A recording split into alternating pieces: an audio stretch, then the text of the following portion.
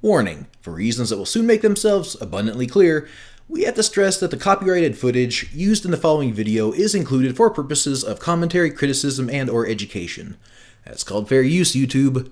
Having said that, Hit a little harder! All systems go! So, Thank thank you. Thank you for crushing everything. Sorry. Thank you for crushing my dreams. You know what? I'm out of here. I always wanted to be a stripper in Las Vegas, and I think God has finally sent me a message. That's the sign. Fuck the podcast, he's off to Vegas. Just like showgirls. Now you too can pay $900 to come and see your favorite four nobodies. Oh no. Get a hell of a lot more money stripping than you would get in anything on YouTube. Let's face it, they amount to the same thing, so... Well, if you whore yourself out to Machinima, Microsoft will contact you to be like, hey, advertise the Xbox One, say nice things about it, just don't tell anyone about it. You go to a strip club, all of a sudden you hear PewDiePie! But seriously though, the topic of today's discussion is movie ratings, and I'm pretty sure some of you are already thinking to yourselves, movie ratings? What's there to talk about? Exactly. What do we know about movie ratings anyway? I mean, we often hear people complain about, say, a promising gory horror flick being diluted to a more family-friendly age rating, or a daring indie film that deals with more mature themes than just Crash Boom Bang being swept with the dreadful NC-17 rating, but really, do movie ratings have any effect on a movie's performance at the box office? Who gets to decide which ratings should be applied to which movies, and, more importantly, based on what criteria? For example, have you guys noticed how all the major studios these days strive to achieve a PG-13 rating for all of their multi-million-dollar blockbusters, even if this does basically mean neutering the filmmakers' original vision? To get asses in seats. It's exactly what happened to me when I was going down to watch The Punisher back in 2003, I think it was. Yeah. Everyone wanted to go see The Punisher because, it's a comic book movie. It's, like X-Men and it's like all the rest of this, and it's like, bullshit, it's rated R. They actually had ushers checking IDs before you could buy tickets to see the movie. And it's that kind of regulation that is kind of excluding one of their major demographics. They push PG-13 because it gets more asses in seats. Yeah, absolutely. That's one of the things that happened with The Dark Knight as well. Mm-hmm. Yeah, even though The Dark Knight had a lot of darker themes and tones, it definitely would have made it an R-rated film. Yeah, it's not exactly the Jack Nicholson Joker, where it's like, hey, we're gonna sing and dance to Prince. Yeah. It's weird because a lot of people die in The Dark Knight and a lot of shit goes down, and yet it's still, by and large, a bloodless film. See, I believe that movie ratings should be seen as nothing more than helpful guidelines of sorts. To give people an idea about the nature of this or that movie's contents. I mean, that's all they really can be at this point. Because really, when you invent this gold standard that all the studios strive towards to ensure maximum revenue for their pictures, it just goes to show how manipulative the entire rating system is. I mean, we brought up The Dark Knight earlier, right? And that's a PG-13 movie. But so is The Avengers. And yet the two of them are like the opposite sides of the spectrum. Right, realistic violence versus fantasy violence. Yes, and yet they both warranted a PG-13 rating. And since we discussed horror movies before, an example that I want to bring up is, like, for instance, you may hear about this latest gory horror flick that's terrifying audiences worldwide because, they like doing those promo commercials. Like The Evil Dead? No, not The Evil Dead. I'm talking about movies like The Devil Within, because they have to sell the movie somehow, so they show you audience members terrified. It's like, oh, this is the scariest movie I've ever seen. It's like, oh my god, I had to stop tweeting because it was so terrified. So you hear about the film and you decide to check it out for yourself, and you go there, and it may be something actually shocking, like, I don't know, the Serbian film, for instance, right? And there's all the gore, there's all the blood, You're going right on the top of the list there, Max. Goddamn. It may be something more subdued. It doesn't matter what it is. You're sitting there, you're watching it, and the gore, the blood, the horror, the carnage, it's all there, but it does nothing for you. You're sitting there and you're bored out of your skull. And then, as a contrast, later that day, you may decide to listen to an audio book recording of, say, an H.P. Lovecraft story, right? And even though Lovecraft stories usually are relatively subdued, they don't really have any kind of graphic violence or gore, and yet I can guarantee that you're still gonna have nightmares for the entire ensuing week. Oh, yeah. Oh, absolutely. It's what it psychologically does, and I don't think that the film boards ever take that into account in quite the same way. No, they don't. Here's the crazy thing. Not only does the MPAA give out 4 times as many NC-17 ratings for films that have to do with sex versus violence. The ratings that the MPAA gives movies with very similar content are completely inconsistent. Let's compare 2003's The Cooler with Basic Instinct. The Cooler was slapped with an NC-17 rating for showing a tuft of Maria Bellows bush, while a movie from a decade earlier earned an R rating and gave us a full shot of Sharon Stone's beaver. Now, considering that accepted societal norms become more liberal over time, this doesn't make any fucking sense until you see which one had a bigger budget, had more star power, and had TriStar Pictures backing it. Yeah. I mean, personally speaking, I should stress that when I mention all of this, I'm not being a prude here. I'm not saying, oh, that should be slapped with a rating. What I'm saying is it's just bizarre that there's no sort of deciding factor on what defines for vulgarity, etc., which again is a subjective value and shouldn't be given anything. I don't know. It's just all over the place. It's absolutely. Does anyone else have examples of exactly how it's? I actually have a pretty interesting and funny example from there's a very special men, Matt Stone and Trey Parker. You know, when they were basically going through the process of the MPAA ratings with South Park, the movie, the MPAA basically complained about a couple scenes that were supposedly in there, like a video of a woman having sex with a horse.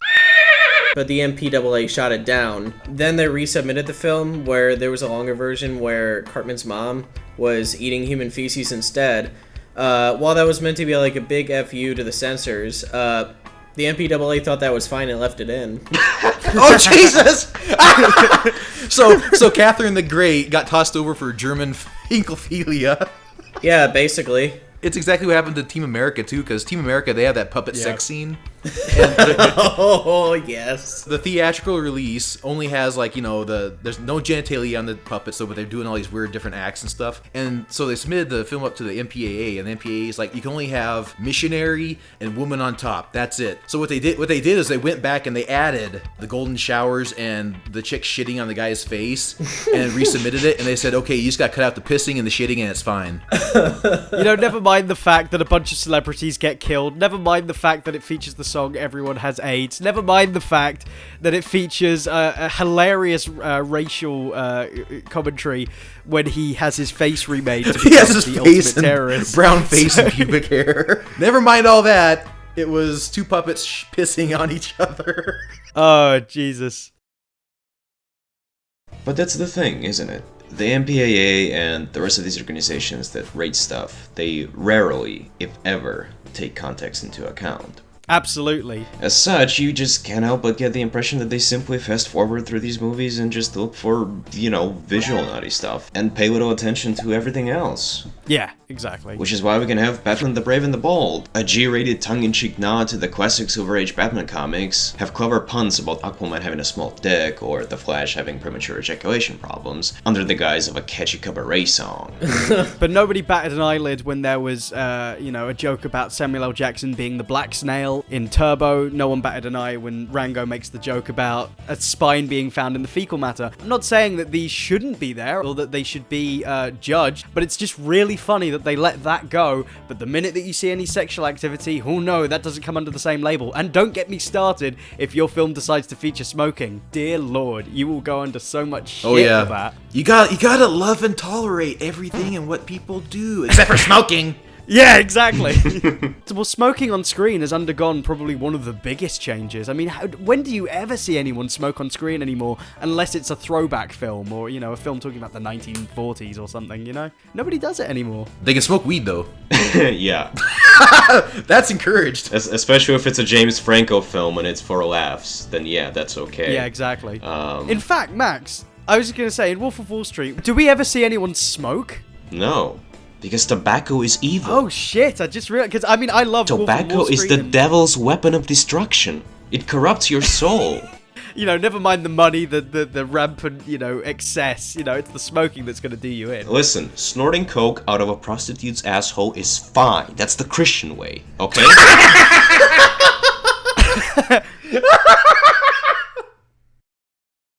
In response to studies that were conducted by the Annenberg Public Policy Center and the Ohio State University, Joan Graves, head of the MPAA's rating board, said this: "We try to get it right. The criticism of our system is not coming from the parents who are the people we're doing this for." So, I mean, right? Let's think of the straight children. from the horse's mouth. I think you misread it though. You don't read it as like we're trying to get it right. You read it as like we're trying to get it right. Okay, we're doing this for the children. Think of the children! I mean, who cares that some films are just not meant for kids? No, let's just use this hackneyed appeal to emotion.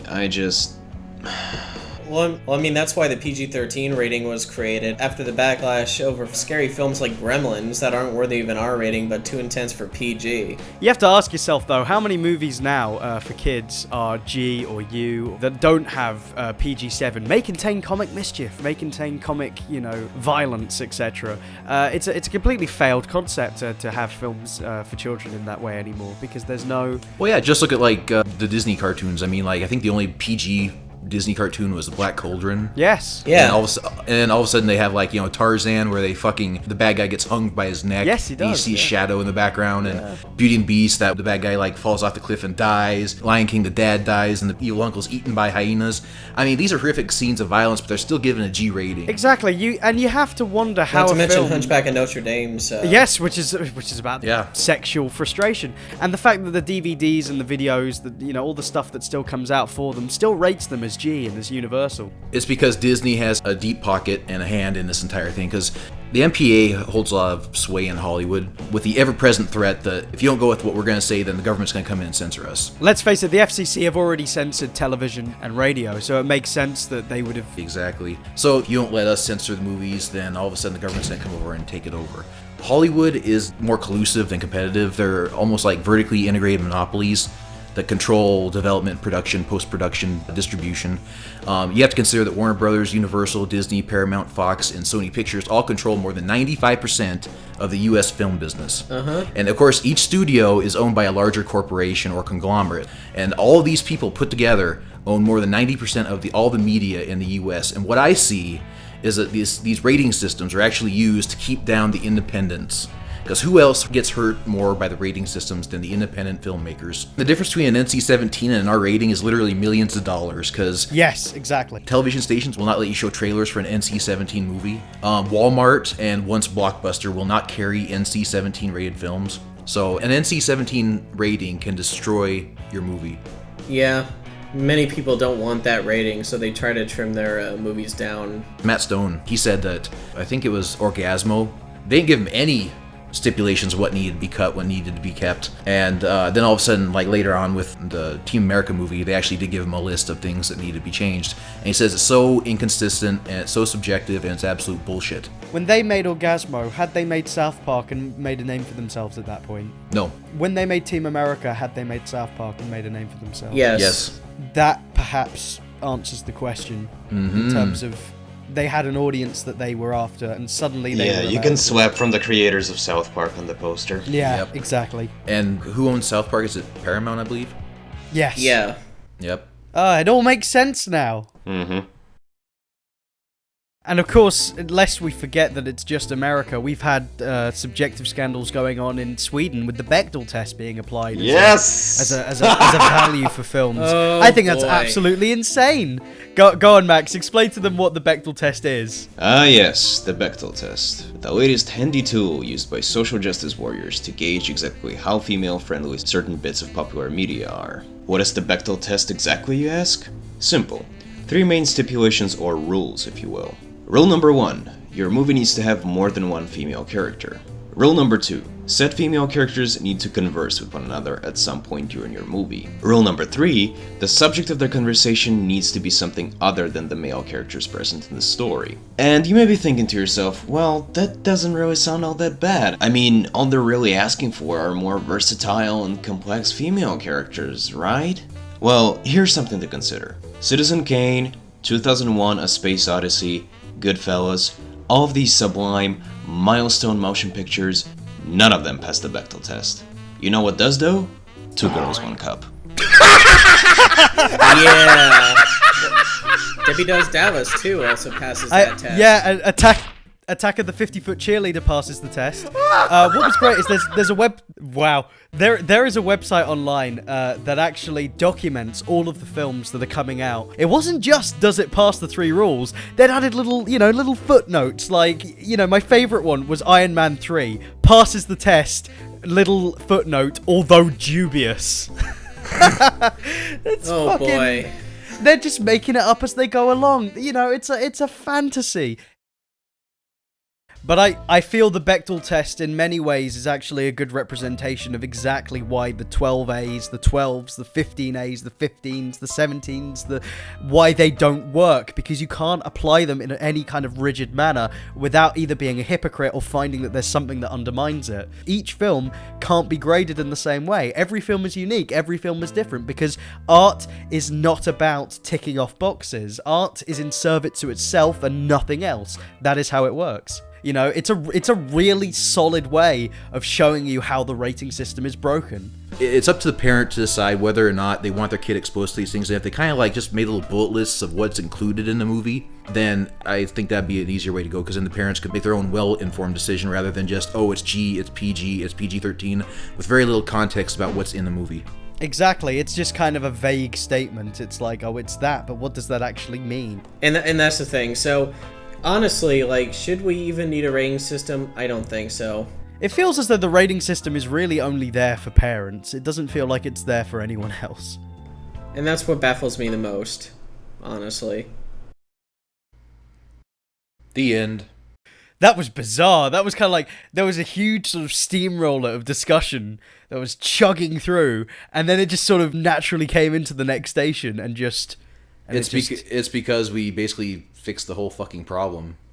We really did, didn't we? That was brilliant. Yep. We just sort of brought it around Yeah. and did the job for them. Anybody want to give us a job, you know? Yeah, I actually like that we came to a conclusion. We didn't really need to think that hard about it, but after analyzing the problem, it's like, you know what? Screw it. Wait, so you mean that a CCS Video Podcast did not actually end abruptly for once? Ba-ba-ba! It didn't end on a joke. No! We have to end on a joke. Quick, somebody get something out of your ass. Somebody get the Dark Master, hurry! we pan over and the Dark Master's sitting there in the corner with the newspaper, just shrugs at us.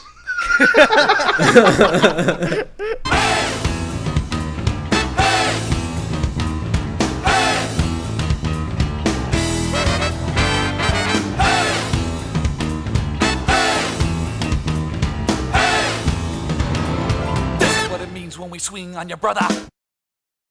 Hey, thanks for watching, and if you're a fan, we owe you a special thanks for the extra long wait for this extra long podcast. Speaking of length, our original recording lasted just under a full hour, and unfortunately a lot had to be trimmed out to even get this video out at a reasonable time.